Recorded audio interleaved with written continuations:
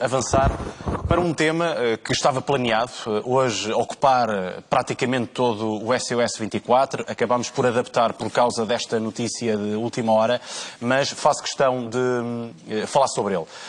O Tribunal da Relação do Porto decidiu manter a pena suspensa a dois arguidos que violaram uma jovem de 26 anos numa discoteca em Gaia. Já noticiámos este facto, já o analisámos também em estúdio com comentadores SOS 24.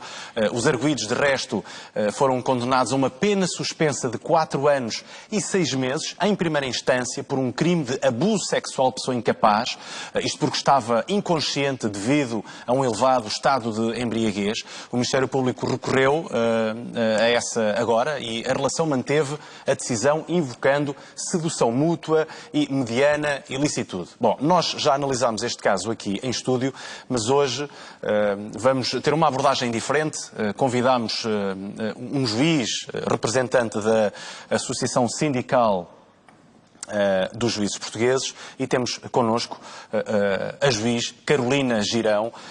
Obrigado por estar hoje aqui connosco. Boa tarde. Vamos ter aqui alguns minutos para analisar aquilo que está em causa e principalmente este é o meu desafio, para que as pessoas lá em causa possam perceber aquilo que está em causa e porque é que em algumas situações como esta, decisões de juízes se tornam tão polémicas. As pessoas não entendem como é que, por exemplo, alguém que é condenado em tribunal por crimes tão graves, abuso sexual e num contexto tão específico, como é que depois, numa primeira instância e mesmo depois na relação, ficam, na verdade, na prática, ficam livres, não são presos, digamos assim.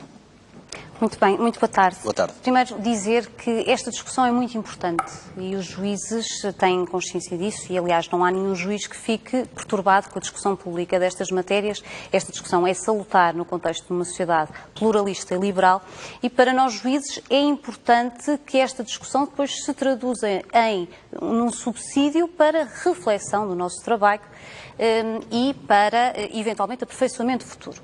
Dito isto, eu tentava fazer duas precisões à sua pergunta. Os crimes graves, independentemente da natureza dos crimes, desde que a prática do crime desencadeie uma pena de prisão não superior a 5 anos, essas penas são suscetíveis de execução de suspensão na sua execução. Peço desculpa. E independentemente da natureza do crime, nós não estamos a referir-nos à vontade dos juízes. Estamos a referir-nos à vontade do legislador. Mas o próprio juiz pode decidir ao contrário, pode agravar, pode analisar aquele caso e pode perceber que aquilo é uma situação mais grave e agravar, penalizar, digamos assim. Pode decidir não suspender a execução. Sim. Isso leva-me a outro ponto, que é esta pena suspensa, a comumente designada pena suspensa, não é um salvo-conduto. Neste caso, foi aplicada uma pena de prisão principal. E essa pena de prisão principal mantém-se no processo até final. Para além desta pena de prisão, esta pena suspensa foi suspensa na condição de ser submetida a um regime de prova. O que quer isto dizer?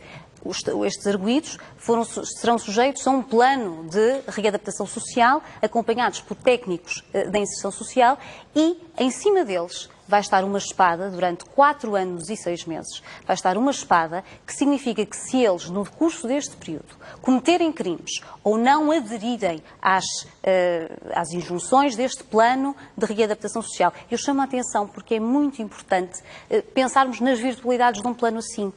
Porque há pouco estava a dizer como é possível em crimes tão graves a pessoa sair em liberdade. A pena de prisão não é a única pena principal, ou sequer de substituição. Que limita a liberdade das pessoas. Que limita a liberdade das pessoas ou que é entendida pelo Estado como suficiente para reagir a um crime, que Mas é um lá mal. em casa estão mães, estão irmãs, estão mulheres, estão vítimas, a olhar para o que está e a ouvir o que está a dizer, e certamente muito atentos, mas fica sempre esta sensação de que não é suficiente, ou seja, não é um exemplo para quem tenha um comportamento destes que é inaceitável. E os factos são muito concretos, não é? Não deixam dúvidas. Há um assumir que aquilo foi feito, são atos criminosos graves e e mesmo assim mantém a gravidade dos factos está, não se presta... É uma decisão que revê-se naquela decisão. Veja, eu não vou apreciar criticamente a decisão. Eu estou a tentar clarificá-la e enquadrá-la do ponto de vista jurídico, porque é muito importante que isto se faça.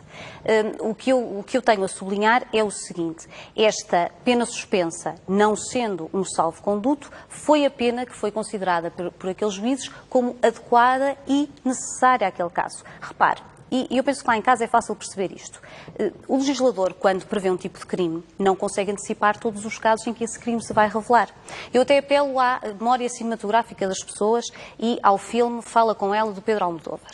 É um caso de um enfermeiro que cuida de uma paciente que está em coma duradouro e às tantas e a certa altura abusa sexualmente dessa paciente, se estarão lembrados, abusa sexualmente dessa paciente e ela acaba por engravidar.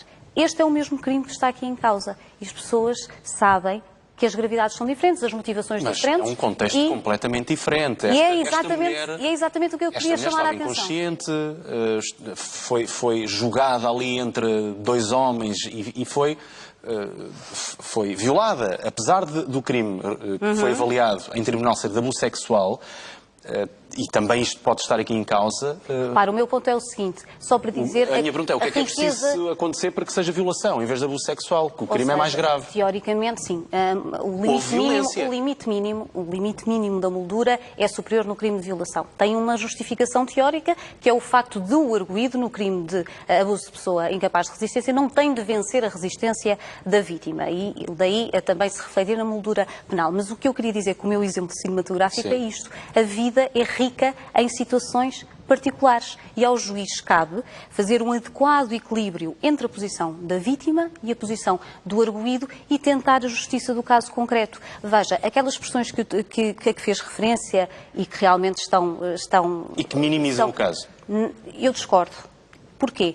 Se nós atentarmos e lermos o acórdão com atenção, essa expressão que falou, o ambiente de sedução mútua, é utilizada nunca para menorizar a gravidade dos factos e menorizar pelo género da vítima, mas sim para caracterizar, qualificar, circunstanciar um ambiente que teve lugar anteriormente à prática do crime e que não é indiferente a perceber, para que o juiz perceba o que é que naquela noite se passou e encontrar a pena... Mas o que é que nós dizemos, Sr. Juiz, o que é que nós dizemos às vítimas, às mulheres, às crianças que na fase da adolescência, que dizem que não são os seus comportamentos que têm que desculpar agressores. E aqui o que está a fazer-se, aparentemente, e estou a citar outras pessoas que o fizeram, estamos a desculpar um comportamento violento, criminoso, por causa de uma alegada situação de sedução que terá acontecido antes. Essa não é a realidade. Se vir o acórdão com atenção... Eu li o acórdão. Ninguém está a desculpar. Há uma condenação dos arguidos. E outro ponto... Mas essa descrição acaba por, parece-me a mim, minimizar a Talvez fazer aqui um enquadramento. A lei, não é o juiz, diz que a prisão só é aplicada em último recurso.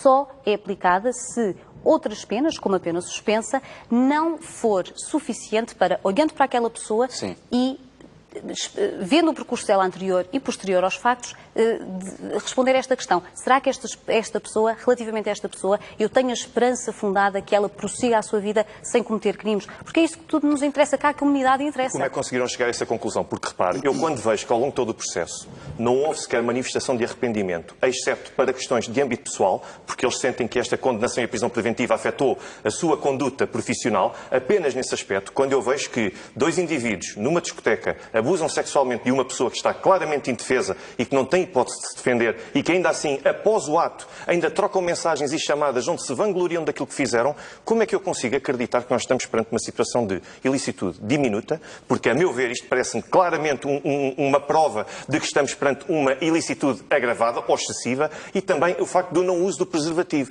Portanto, repare, existe todo um conjunto de procedimentos que, se nós entendêssemos que foi fruto de um momento, muito bem, poderíamos eventualmente atenuar. Mas aqui não, nós temos todo um conjunto elementos, ainda por cima dados comprovados, porque existe até um outro aspecto, Miguel, tenho só de referir isto, que houve a perícia médica que foi realizada, acabou por demonstrar que houve várias equimoses que foram detectadas na vítima, até marcas de dedos, portanto ela foi agredida e o próprio Tribunal acaba por reconhecer que não houve a violência. Nós temos de terminar. Telegraficamente, só dizer, a ilicitude não é chamada para a decisão sobre acerca da suspensão ou não Mas de o pena. Tribunal pronuncia sobre isso. Mas o Ministério Público nem sequer coloca em causa a medida concreta da pena, mas tinha a decisão de Mas suspensão. não havendo arrependimento dos próprios arguidos ao longo de todo o processo, como é que nós podemos garantir que eles podem ser reintegrados na sociedade e que não vão reincidir? Vamos deixar, eu vou desafiar aqui em direto a senhora juiz para cá voltar. Eu peço-lhe desculpa porque precisámos tirar parte de tempo desta conversa para sublinhar a questão das buscas que estão a decorrer, mas desafio para voltar cá e continuamos a falar deste tema e eventualmente de outros que se interligam.